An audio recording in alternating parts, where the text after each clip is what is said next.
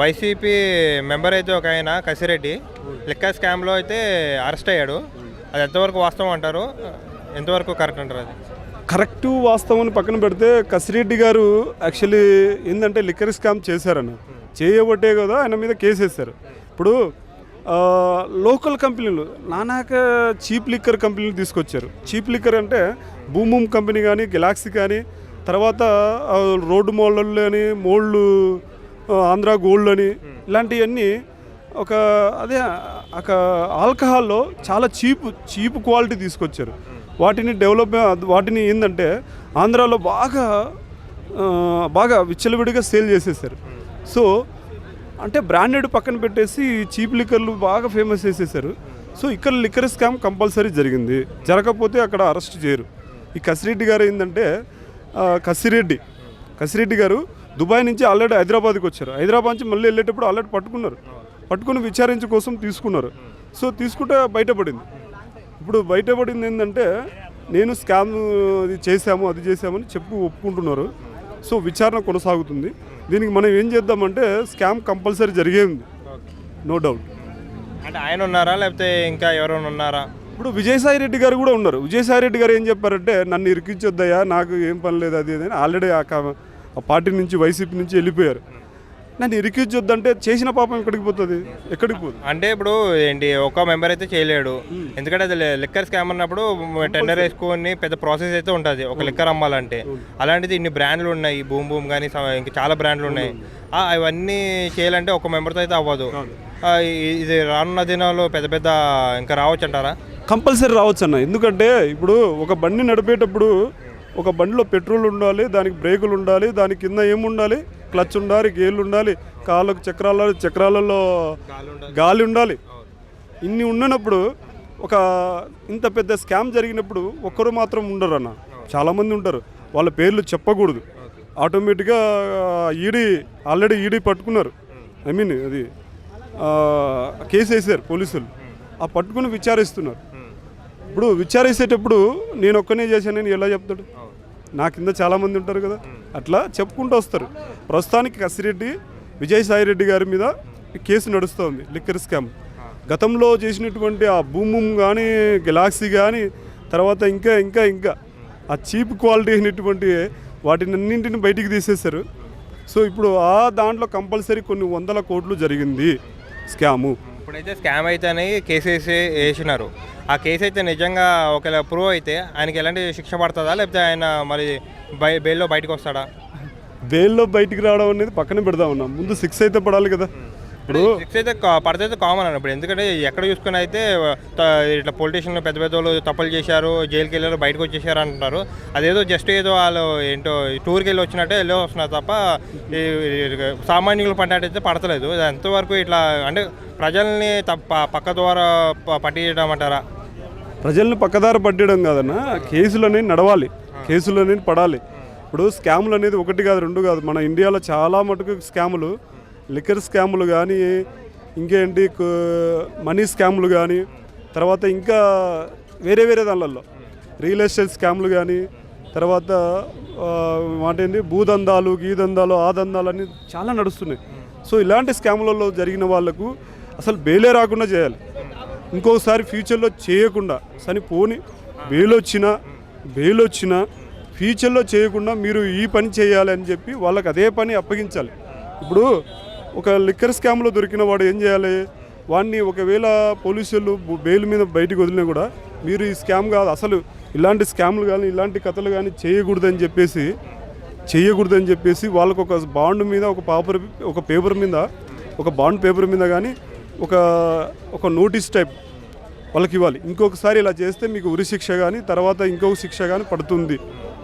అంటే యావజీవకార శిక్ష అంటారు, జీవితాంతం జైలు ఉండేటట్టు చేయాలి. సో ఇలాంటి శిక్షలు పడతాయి. దయచేసి ఒకవేళ బెయిల్ మీద బయటకు వచ్చినా కూడా ఇలాంటి స్కాములు చేసి మడ్డలు కానీ, మానభంగాలు కానీ, స్కాములు కానీ చేసిన వాళ్ళకు అసలు బెయిలే రాకూడదు యాక్చువల్లీ. సో బెయిల్ వచ్చిందనుకోండి, పొరపాటున మన ఇండియాలో కామన్ అయిపోయింది బెయిల్ రావడము, జైలుకి వెళ్ళడము, రావడము. కొద్ది రోజులు ఆ దోమలు కుట్టినాయి, ఎలకలు కుట్టినాయి, నాకు ఆకలి చచ్చిపోయినా బతికినా ఎట్లా కొట్ట బయటికి వచ్చినా అంటారు. సరే వచ్చినావు, మళ్ళీ దాని మీదనే కూర్చుంటారు, దాని మీదనే వెళ్ళిపోతారు. ఎలా బతికినవాడు అంటే మళ్ళీ సక్రమంగా బతకడానికి ట్రై చేయడు. ఎందుకు చేయడు? ఆ పేరు మోసింది కాబట్టి. సో ఆ పేరు మోసినంత మాత్రం నువ్వు మంచోడు చెడ్డోడు అయిపోవు కదా. ఏం చేయాలంటే ఈ గవర్నమెంట్ ఎవరైతే బెయిల్ ఇచ్చి పంపించి బయటికి చేసి పంపించిందో అదే గవర్నమెంట్, అక్కడ ఉన్న సెంట్రల్ గవర్నమెంట్ ఏం చేయాలంటే వాళ్ళకి ఆ స్కామ్ కాదు, ఏ స్కామ్ చేయకుండా, ఎలాంటి స్కామ్ చేయకుండా ఒక బిల్లు ఒక ముద్ర వేసి వాళ్ళకు ఇంటికి అతికించిపోవాలి. ఇలాంటి రోజులు రావాలి, ఇలాంటి సిచ్యువేషన్ రావాలని కోరుకుంటున్నాను. వస్తుంది అంటారా? ఇట్లా నిజంగా వస్తుంది అంటారా ఇలాంటివి?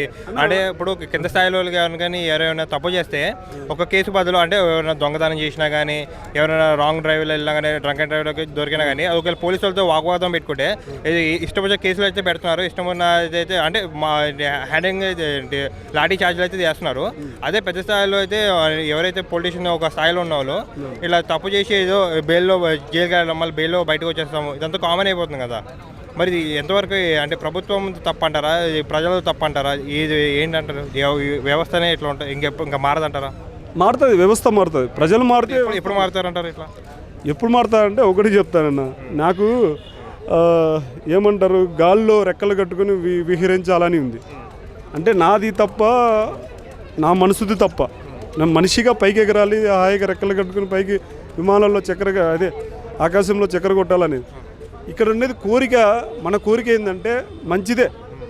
అదే మంచి కోరిక, అదే కోరిక చెడ్డదైతే సమాజం ఎప్పటికీ మారదు. ఇప్పుడు నా కోరిక ఏంటంటే రెక్కలు కట్టుకుని ఆకాశంలో ఎగరాలి, విహరించాలి అని ఉంది. అది మంచి కోరిక, బాగుంది.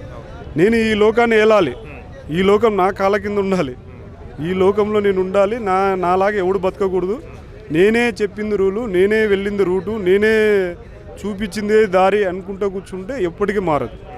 అర్థమైంది కదా. నా దారే ప్రజలు ఇట్లా వీళ్ళకి నా దారే ఇది అనుకుంటే కాదు. సో ప్రజలు కాదు, అవతల గవర్నమెంట్ కూడా మారాలి, ప్రజలు కూడా మారాలి. ప్రజలు మాత్రం 100% మారాలి. ఎలా మారాలంటే రాంగ్ రూట్ వెళ్ళేటప్పుడు అయినా సరే వాడు వాగ్వాదం దిగుతుంటాడు ఒక్కొక్కడు, వాడు మారాలి ఫస్ట్. రాంగ్ రూట్లో వెళ్తే కొంత ఏం జరుగుతుందని ఒకటి మారాలి. ఇంకోటి ఏంటంటే హెల్మెట్ పెట్టుకోకుండా ఇంకా దానికి ఫైనాన్స్ లేకుండా ఏవో తిరుగుతూ ఉంటారు కదా, అది కూడా మారాలి. అది లేకపోతే ఏమవుతుందంటే నీ బండికి వ్యాలిడిటీలు ఉండదు.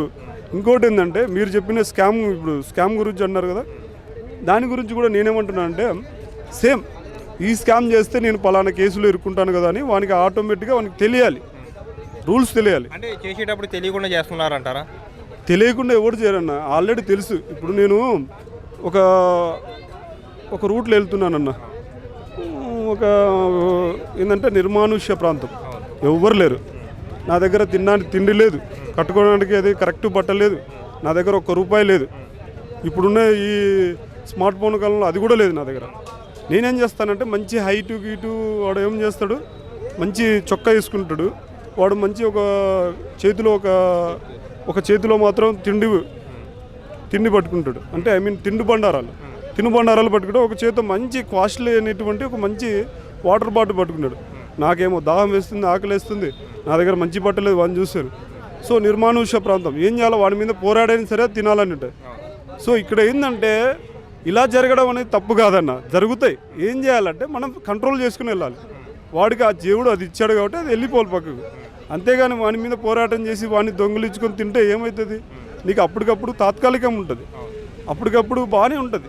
తర్వాత వాడు కూడా తిరగబడి కొడతాడు. లేకపోతే నువ్వు కొద్దిగా బయటికి వచ్చిన తర్వాత, నిర్మానుష్య ప్రాంతం నుంచి బయటకు వచ్చిన తర్వాత ఏమవుతుంది, వాడు కూడా పోలీసులు కొట్టడం చేయడం చేస్తారు. ఇక్కడ నేనేమంటానంటే మన బుద్ధి మారాలి. మన బుద్ధి ఎలా మారాలంటే, ఓకే మన దగ్గర ఏం లేకపోయినా మనం కష్టపడి తినాలి, లేకపోతే దొరికింది తినాలి, వాడు ఇస్తేనే తినాలి అనేది ఉండాలి.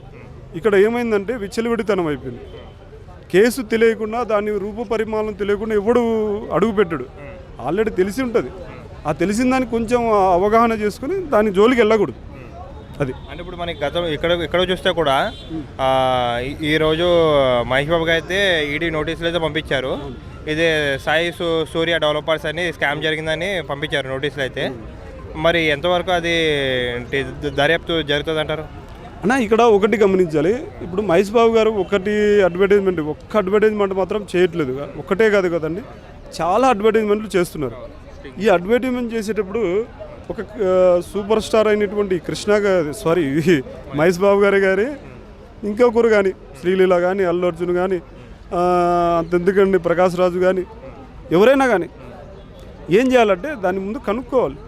సరే పోనీ ఫ్యూచర్లో నేను ఎలాంటి చేయను వాడు పెట్టించుకుంటాడు సైన్, ఎవడు కంపెనీడు. నేనేమంటానే ఈ సాయి సూర్య డెవలపర్స్ వాళ్ళు ఏం చేస్తారంటే మామూలే ఫ్యూచర్ వరకు మీరు కొన్ని పత్రంలో వాళ్ళు రాసిస్తారు. ఒక బాండ్లో ఏం రాస్తారంటే మినిమం నాకు ఇన్ని ఇయర్స్ అని ఉంటుంది మాది అని వాడు పత్రంలో రాసి ఉంటాడు. అవన్నీ మెన్షన్ చేసిన తర్వాతే అన్ని చదివిన తర్వాత ఆయన సైన్ పెడతారు. ఎవరు? మహేష్ బాబు గారు. సో అలా పెట్టి ఉండొచ్చు.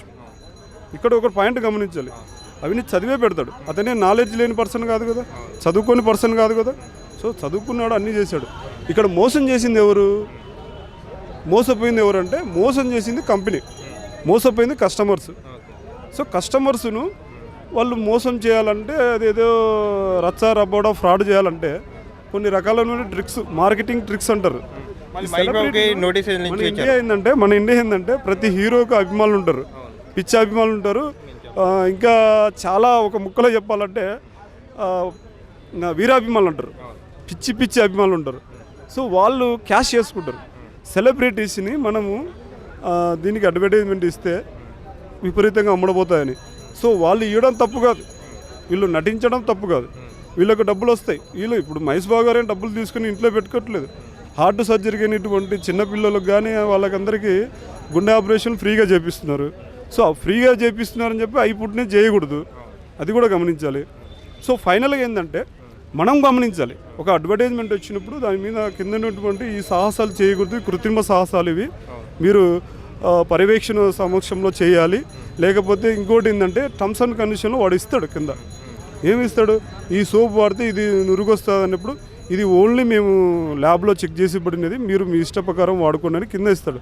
అది వాడాలి, అది చూడాలి. ఇంకో డ్రింక్ తాగేటప్పుడు మినిమం ఒక్క రోజుల్లో 500 ml మాత్రమే తాగాలి. మిగతా ఎక్కువ తాగితే మీకే శరీరానికి నష్టం, మీ బాడీకి ఇష్యూ జరగచ్చు. ఇలా గమనించకుండా మనం ఏం చేస్తామంటే విచ్చలవిడిగా కూర్చున్నప్పుడు షిట్టింగ్ చేసినప్పుడు లీటర్ తాగేసి నాకు అనారోగ్యమైంది, నాకు పొట్ట ముందుకు వచ్చింది, నాకు క్యాన్సర్ వచ్చిందంటే ఎట్లా? సో ఇక్కడ కూడా ప్రాపర్టీస్ వాళ్ళు కానీ ఏదైనా కానీ వాళ్ళు మోసం చేస్తారని ఇమ్మీడియట్గా ఎవడు చెప్పడు. మనం ఏం చేయాలంటే ముందు సర్చింగ్ చేయాలి. ఒక గూగుల్ మోసం చేసింది సాయి సూర్య డెవలపర్స్ అయితే మరి ఈడీ నోటీసులు మహేష్ బాబు గారికి ఇచ్చినట్టు? మహేష్ బాబు గారికి ఎందుకు ఇచ్చినట్టు అంటే ఒకటి చెప్తాను, ఆయన అడ్వర్టైజ్మెంట్ ఇచ్చాడు. సో ఎలా ఇచ్చారనేది ఈడీ ఇచ్చారు, చూద్దాం. ఈడీ నోటీసులు అనేది ఊరికి ఇవ్వరు కదా, మీరు ఎలా ఇచ్చారు, మీరు ఎలా సైన్ పెట్టారనేది దాని మీద వెరిఫికేషన్ జరుగుతుంది, ఇంట్రడక్షన్ జరుగుతుంది, దాన్ని మొత్తం డిక్లరేషన్ అంతా వచ్చేంత వరకు వెయిట్ చేయాలి. ఇప్పుడు ఒక వెహికల్ వెళ్ళేటప్పుడు మనకు పెట్రోల్ అయిపోయింది అనుకోండి, ఏం చేస్తాము? ఒకవేళ పెట్రోల్ పంపు కూడా లేదనుకోండి, ఏం చేస్తాం? దాన్ని కనిపించే వరకు తోసుకుంటా వెళ్తాం. లేదా నలుగురిని పెట్టేసి ఇద్దరా నాయన ఒక 10 రూపాయలు తీసి తోవేరా ఆడదాకా అంటే నీకు బరువు అయితే. సో ఇక్కడ ఏం చేయాలి? మహేష్ బాబు గారు ఇచ్చినటువంటి ఈడీ వాళ్ళు నోటీసులు కూడా ఏం చేయాలంటే పోలీసు వాళ్ళు ఏం చేస్తారు, వెరిఫికేషన్ చేస్తారు, జరిగిన ఎంతవరకు వెళ్తుంది. సో ఆయన ఏం చేశాడంటే చిన్న సింపుల్, ఆయన అడ్వర్టైజ్మెంట్ ఇచ్చాడు. మీరు ఎలా ఇచ్చారు, ఇలా మోసం చేసే కంపెనీ కానీ ఈడీ నోటీసులు ఇచ్చారు, చూద్దాం ఏం జరుగుతుంది. అంటే ఓవరాల్గా ఏం చెప్తారు? ఇట్లా అయితే ఇలా లిక్కర్ స్కామ్లో అయితే కసిరెడ్డిని అయితే ఇట్లా ఏంటి అరెస్ట్ చేశారు కదా, మళ్ళీ ఇంకా రానున్న దినాల్లో ఇంకా అంటే ఇలాంటివి ఏమైనా జరగకుండా ఏమైనా ప్రభుత్వం చూసుకుంటుందా? అంటే కూటమి ప్రభుత్వమే వచ్చింది, అయితే ఒక్కొక్కరు మెల్లగా వస్తున్నారు. ఇంకా అంటే ఇప్పుడు ఏదైతే గత ప్రభుత్వంలో జరిగినాయి అంటారో వీళ్ళ ప్రభుత్వంలో కూడా అట్లా జరగకుండా ఉంటాయా? ఏ ప్రభుత్వమైనా జరగకుండా ఉండవని, ఏ ప్రభుత్వమైనా జరుగుతుంది. సెంట్రల్ గవర్నమెంట్ అయినా, రీజనల్ అయినటువంటి స్టేట్ గవర్నమెంట్లు అయినా, ఏ గవర్నమెంట్ అయినా స్కాములు స్కీములు అన్నీ జరుగుతాయండి. ఫుల్ స్టాప్ ఎప్పుడు పడుతుంది మరి ఇలాంటి స్కాములు జరగకుండా ఉండాలంటే? అంటే మనిషిలో మార్పు రావాలి. ఇప్పుడు నేను చెప్పాను కదండి, ఆకాశంలో ఎగిరించాలి నేను అనుకుని రెక్కలు కట్టుకొని, అక్కడ కోరిక ఏంది? నా కోరిక ఆకాశంలో ఎగిరించాలి, అంతేగాని నా కాళ్ళ కింద ఉండాలి ఆకాశం, నా కాళ్ళ కింద భూమి ఉండాలి, నేను చెప్పినట్టు ఈ పంచభూతాలు వినాలంటే కాదు. మనిషి అలానే నడుస్తున్నాడు. ఇప్పుడు మనిషి ఏంటంటే ఒక పాట ఉంది, మానవుడే మహనీయుడు. అంటే వేరే దేశాలు చూసుకుంటే మన దేశంలోనే ఎందుకు ఎక్కువ ఇట్లా క్రైమ్ రేట్లు కానీ ఇట్లా దోపిడీలు కానీ ఇలా అన్యాయాలు కానీ ఎందుకు జరుగుతున్నాయి? వేరే దుబాయ్లో కానీ అట్లా చైనాలో కానీ జరుగుతలేదు కదా. మరి ఇప్పుడు అక్కడ పోలీసు ప్రభుత్వం గవర్నమెంట్ స్ట్రాంగ్ ఉంది, మన గవర్నమెంట్ ఏంటంటే స్ట్రాంగ్ ఉంది. కానీ కొన్నిసార్లు ఏంటంటే లంచాలు లొంగిపోయి, లంచం డబ్బు తీసుకునే లంచాలు లొంగిపోయి అక్కడ ఏమైనా వదిలేస్తున్నారు. Germany, Japan, China, Singapore, Malaysia వీళ్ళు ఏందని చేస్తున్నారంటే ఇంక్లూడింగ్ అమెరికా కానీ స్విట్జర్లాండ్ కానీ ఏదైనా కానీ ఇలాంటి కొన్ని డెవలప్మెంట్ దేశాలలో అంతెందుకండి జర్మనీలో కనీసం అంటే ఒక ఇన్సిడెంట్ కూడా జరగదు. ఐస్లాండ్ అనే ఒక దేశం ఉంది, అందులో కూడా జరగదు. అక్కడ పూర్తి క్రైమ్ అనేది నిషేధించి అసలు లేనే లేదు. సో ఇలాంటి దేశాలలో ఉన్నటువంటి సిచ్యువేషన్ మన దేశంలో రావాలంటే కష్టం అండి. ఎందుకో తెలుసా, ఒక మనిషి డబ్బుకు ఆశపడినంత వరకు అలాంటిది రాదండి. ఆశపడినంత వరకు పడ్డాడు కాబట్టి డబ్బుకు ఆశపడ్డాడు, లంచానికి అలవాటు పడి ఏదోలే జరుగుతుంది, ఏదోలే అని నెగ్లెషన్స్ ఎక్కువ. ఇప్పుడు అపరిచితుడు అనే సినిమా ఊరికే నెగ్లెషన్స్ మీద తీశారే తప్ప అది రియల్ అండి, రియల్గా తీశాడు. కొన్ని దేశాల్లో నదులాగానే చూస్తారు, మన దేశంలో నదులు పూజిస్తారు. అయినా కానీ ఇతర దేశాల్లో చూసుకుంటే నదులేమో స్వచ్ఛంగా ఉంటాయి, మన దేశాల్లో ఏమో ఇప్పుడు మురికివాడలాగా ప్లాస్టిక్తో నిండి ఉంటుంది. దాన్ని ఏమంటారు. సరే, ఇప్పుడు నేనేమంటానంటే నదుల్లాగా చూస్తున్నాము. గంగాదేవి నదులు అనేది గంగాదేవి పూజిస్తాం, జపం చేస్తాం. నది మనకు శరీరానికి అవసరమైనటువంటి ఒక ఆహారం. నీరు లేకపోతే మనం బతకలేం. జీవకోటికి నీరు ఆధారం. పూజిస్తాం గంగాదేవి. కానీ మిగతా దేశంలో పూజించారని కాదు, పక్కన పెడతాం. అక్కడ పోలీసు అనేవాళ్ళు గవర్నమెంట్ అనేది స్ట్రిక్ట్గా ఉంటుంది. సో మన దేశంలో స్ట్రిక్ట్గా ఉండకపోవడానికి కారణం చెప్పాను కదా, లంచం అని. ఇక్కడ ఏంటంటే గమనించాల్సింది మనిషి మారాలి. ఇప్పుడు నేను చెప్పాను కదా, ఆకాశంలో వివరించాలంటే నా దగ్గర నా మనసు అది ఉంది. అంతేగాని నా మనసును చెడ్డగా చేసుకుని ఏమవుతుంది అని నెగ్లెసెన్స్గా తీసుకున్నాను అనుకోండి, అంతే. ఏ పోలీసు ఎప్పుడు ఏం చేయలేడు. సో ఇక్కడ ఏంటంటే పోలీసు పటిష్టంగా ఉంది కొన్ని స్థానాలలో, కొన్ని ఏరియాలలో లేరండి. ఎలా అంటే లంచాలకు అలవాటు పడిపోయారు. అంతెందుకండి, ఒక వెహికల్ వెళ్ళేటప్పుడు ఆ లారీ కానీ అది కానీ ఏదన్నా పట్టుకున్నప్పుడు వాళ్ళు ఏం చేస్తారంటే అన్ని డాక్యుమెంట్స్ తీసిన తర్వాత వాళ్ళకి వెళ్ళి ఒక ఫేస్ రకంగా చూస్తారు పోలీసులు. ఎందుకు చూస్తారు? అన్నీ ఉన్నాయి కానీ ఎందుకు చూస్తారు? వాళ్ళకి రావాలి, ముట్టాలి ఎంతో కొంత. సో అంటే పోలీసులు ఒప్పుకుంటారు ఈ మాట చెప్తే? అంటే నిజంగా ఇట్లా లంచాలు తీసుకుంటారంటే పోలీసుల గురించి నేను పలానా గురించి చెప్పట్లేదు, ఇక్కడ బాగా వినండి. మామూలుగా ఇట్లా జరుగుతున్నాయి అంటేనేమో ఎవరు ఒప్పుకోరు అట్లా. మా ప్రభుత్వం, మా డిపార్ట్మెంట్లో ఏ డిపార్ట్మెంట్ అన్నా కానీ ఒప్పుకోరు. ఎందుకట్లా ఏమో అలాంటి పనులు ఎందుకు ఒప్పుకోరంటే, ఇప్పుడు ఒకటండి, మన ఇంట్లో వంట చేసేటప్పుడు మన రుచి మనం చూడాలి తప్ప పక్కింట్లో పురుగుల రుచి అని చూస్తే అది ఇంకా ఎక్కువ రుచి ఉంటుంది. పక్కింట్లో పుల్లకూర రుచి కోసం ఎగబడుతున్న దేశం మంది మన ప్రజలు. సో దానికి ఏం చేయలేం. ఇప్పుడు ఏం చేయాలంటే మనిషి మారాలి. సో ఎన్ని గవర్నమెంట్ వచ్చినా, ఎంతమంది మోడీలు వచ్చినా ఏంటండి, ప్రధానమంత్రులు మోడీ గారు ఏం చేస్తారంటే కొన్ని సవరణలు చేసి కొన్ని ఆర్టికల్ తీసుకొచ్చి మంచిగా చేస్తూనే ఉన్నాడు. ఎంత చేసినా కూడా మనలో చాలామంది ఏంటంటే దాన్ని వ్యతిరేకిస్తున్నారు. సో అట్లా వ్యతిరేకించినంతసేపు, అలా అలవాటు పడినంతసేపు మనం మారలేం. సో మనం మారాలి ఫస్ట్.